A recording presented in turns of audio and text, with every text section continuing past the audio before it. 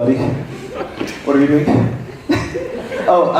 So tonight we have a Wonnacott hero who will be performing next. And what is he doing for us? Don't tell us his name yet. He's a Nobel laureate. Go ahead. Oh, he's doing a dramatic reading of a very notorious piece of fiction. Yes. And what is his name? His name is Nick Warren. I believe so. So enjoy his dramatic reading. All right, here we go. Try to find it.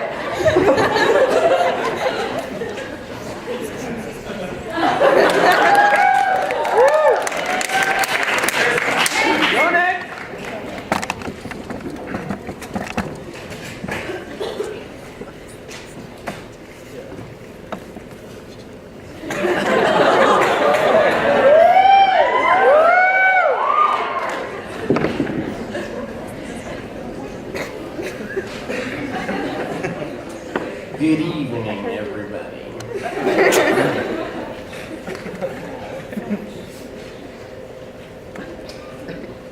I will begin the reading in just a moment.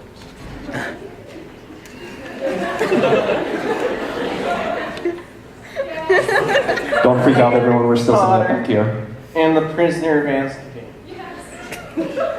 A book on tape. Chapter 93. Our trio, Ronnie Weasel, Harmony Granger, and of course the HP himself, saunter down the steep hill in front of Hogwarts School. After passing some furry rabbits that would soon make it into their evening meal, our heroes arrive at the decrepit shack that is their destination. It is the unseemly hovel of Hagar the Horrible, newly appointed professor of nature appreciation class. Hagar leads the kiddos into a mysterious clearing in the forest, a place of ancient trees and mystical dappled sunlight that casts all in a magical golden glow. Suddenly, a mean-faced child with sunburnt hair, Draco Malfoy, blows up on Professor Hagar with an arrogant protest about the class reading being too technical and jargony. Hagar, unfazed by the Aryan twit, issues forth with a retort or two so badass I could not even attempt to reproduce them here. Out of earshot of Professor Hagar, though, the arrogant Malfoy neo-Nazi lets loose with some classist bullpucky about Hagar being uneducated. Always eager to defend the defenseless, arrogant, brave HP tried to shut him down. Malfoy sizes Harry up, summons his magical energies, and then chooses to pass the wavy finger spell, and is accompanied by his gang. When Harmony, rushing to her friend's aid, returns with a skillful, angry leader incantation. A victory for justice, an embarrassing defeat for Malfoy. All of a sudden, Professor Hagar unveils the day's lesson. Jeepers! What a monstrous creature! It is called a hippo, dear readers, but this is not an ordinary hippo. This hippo is a lurid demon of hell, half harpy, half horse of the apocalypse, a steely gray devil of feathers and talons. Hagar's explanation that the Leviathan's name is Buckles passes over the heads of his pupils, who are so terrorized that their inner ear organs have freezed up in pain. But Harry, of course, that paragon of courage, that bescarred vessel of extraordinary nuclear magical power, he volunteers to approach the hippo.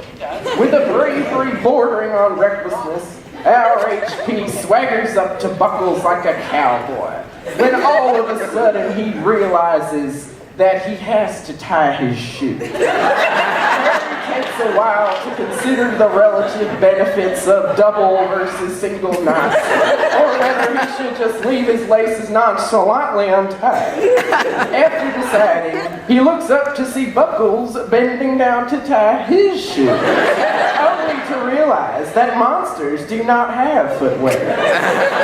Hagar tosses buckles a dead carcass of some unseemly animal to distract him from his shoe posse.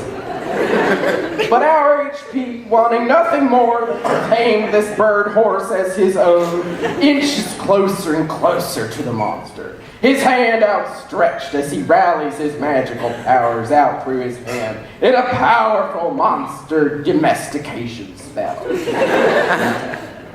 Well, Harry ignores the warnings of his disturbed classmates. I'm a freaking wizard and I'm going to touch this monster. Lightning bolts shoot from his fingertips as he reaches out his hand within range of Buckle's razor fast. Sigh! A tsunami of relief surges through the class as Harry touches the grotesque animal's face. I will ride this harpy to the very door of heaven, Harry cries out.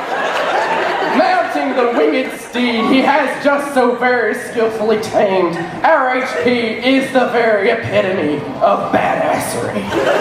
He and Buckle soar into the sky. The air is their highway. Dear reader, the sky truly is the limit. The campus of Hogwarts School is so distant below them that all of HP's classmates and teachers look like little jelly beans wandering between a collection of child's blocks. Now descending over the dark lake, our Harry peers over the shoulder of his wonderful hippo to gaze upon the handsome features of his reflection. Contemplating what a glorious thing it is to be a hero. What a glorious thing it is to be Harry freaking Potter.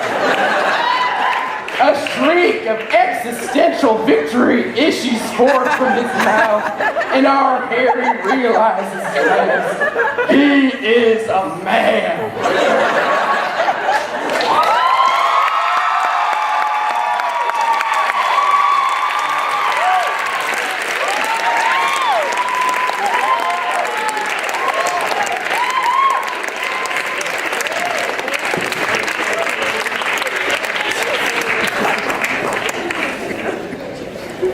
That was great.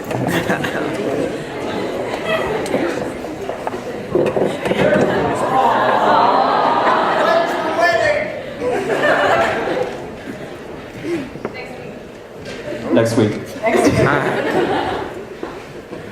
All right, so for our next performer, when we were down in the green room doing our rounds, we asked him, because I'm sure he's never had this asked of him before, we asked him if he had ever been found guilty of anything. To which he said, Many things, but especially guilty of proving his manhood when he was back home in Zimbabwe and had to kill a lion with a small knife. To which you said, I said, I got stabbed once too. In my stomach. He said, who did it? And I said, a doctor, because I had an appendicitis. So please give a round of applause for the piano playing, lion fighting innocent.